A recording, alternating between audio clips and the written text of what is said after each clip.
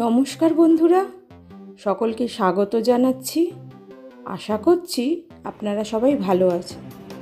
আমি আপনাদের সঙ্গে আজকে যেই রেসিপিটা শেয়ার করতে চলেছি সেটা খুব পরিচিত রেসিপি। গরমকালে আমরা মাঝে মাঝেই এই ধরনের রেসিপি খেয়ে থাকি। এটা হচ্ছে সজনে আর আলু দিয়ে সর্ষের ঝাল। এটা একটা নিরামিষ রেসিপি। আসুন দেখে নেওয়া যাক কীভাবে আমি স্টেপ বাই স্টেপ রেসিপিটা তৈরি করছি। আশা করছি আজকের এই রেসিপি আপনাদের অবশ্যই ভালো লাগবে। ভালো লাগলে ভিডিওটাকে লাইক ও শেয়ার করবেন, আর এই চ্যানেলটাকে সাবস্ক্রাইব করে নিন নিত্য নতুন আমিষ আর নিরামিষ রান্নার রেসিপি দেখার জন্য। চলুন তাহলে আজকের রান্নাটা এবার শুরু করি। সজনে ডাঁটা আর আলুর ঝাল বানানোর জন্য প্রথমেই আমরা নিয়ে নিয়েছি একটু টাটকা কচি কচি ডাঁটা বাজার থেকে, আর দুটো আলু, মাঝারি সাইজের আমি এখানে দুটো আলু নিয়েছি। আমি এখানে বলে রাখি, আমার রান্নায় আলুগুলোকে আগে থেকে একটু সেদ্ধ করে নিতাম। সেদ্ধ করে নিলে তরকারিটা বেশ মাখা মাখা হয়, টেস্টটাও ভালো হয়। তাই আলু দুটোকে একটু সেদ্ধ করে নিয়েছি। তারপরে এইভাবে লম্বা লম্বা করে কেটে নিয়েছি। সজনের ডাঁটাগুলোকেও আঁশ ছাড়িয়ে এইভাবে কেটে নিয়েছি। আর একটা টমেটো নিয়ে নিয়েছি মাঝারি আকারের, সেটাকে এইভাবে কেটে নিয়েছি। আমরা মিক্সিতে কালো সর্ষে আর কিছু কাঁচা লঙ্কা পেস্ট করে নিচ্ছি। আপনারা চাইলে কালো সর্ষের সঙ্গে সাদা সর্ষে মিশিয়ে পেস্ট করে নিতে পারেন। এবার আমরা ওভেনটা অন করলাম। একটা মাঝারি সাইজের কড়াই, আমরা সামান্য সর্ষের তেল নিয়ে নিয়েছি। পুরো রান্নাটা আমরা সর্ষের তেলেই করব।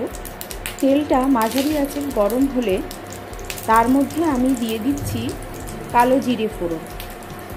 এরপর আমি কেটে রাখা ডাঁটাগুলোকে ভালো করে ধুয়ে কড়াইতে দিয়ে দিলাম।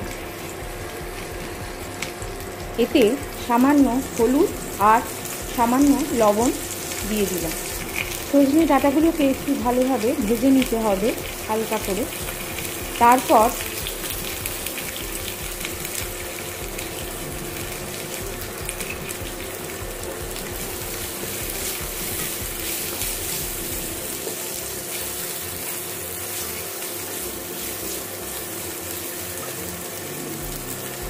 আমি এখানে কেটে রাখা টমেটোটা দিয়ে দিচ্ছি। নুন দেওয়ার কারণে টমেটোটা খুব ভালোভাবে গলে যাবে, সেদ্ধ হয়ে যাবে। টমেটোটা গলে এলে সামান্য একটু হাফ কাপ জল দিয়ে দিলাম, যাতে ডাঁটাটা সেদ্ধ হয়ে যায়। জল দিয়ে আমি ঢাকা দিয়ে দিলাম।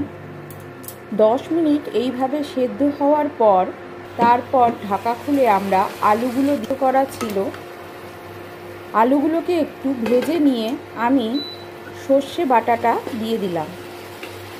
সর্ষে বাটার সঙ্গে হলুদ আর নুন দেওয়া ছিল। এখানে আপনাদের বলে রাখি, আপনারা যদি আগে থেকে আলুগুলো না সেদ্ধ করে থাকেন তাহলে যখন ডাঁটা ভাজবেন তখন আলুগুলো একটু ভেজে নিয়ে তারপরে ডাঁটার সঙ্গে আলুগুলোকে একটু সেদ্ধ করে নেবেন। এরপর 2-1টা কাঁচা লঙ্কা ছিঁড়ে দিয়ে দেবেন। আমি এখানে একটা কাঁচা লঙ্কা দিচ্ছি। ঝাল আর নুনটা আপনাদের স্বাদ মতো দিয়ে নেবেন।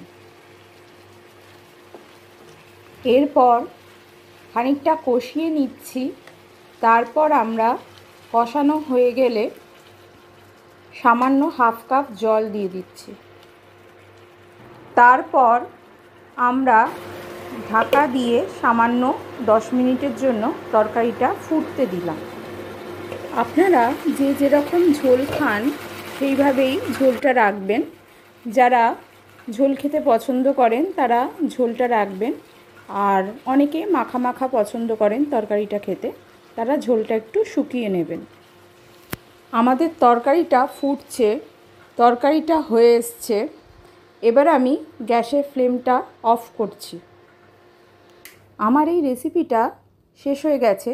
এবার পরিবেশনের জন্য আমরা একটা পাত্রে তুলে নিচ্ছি। আপনারা অবশ্যই এই রেসিপিটা বাড়িতে ট্রাই করে দেখবেন। ভালো লাগলে অবশ্যই কমেন্ট করবেন।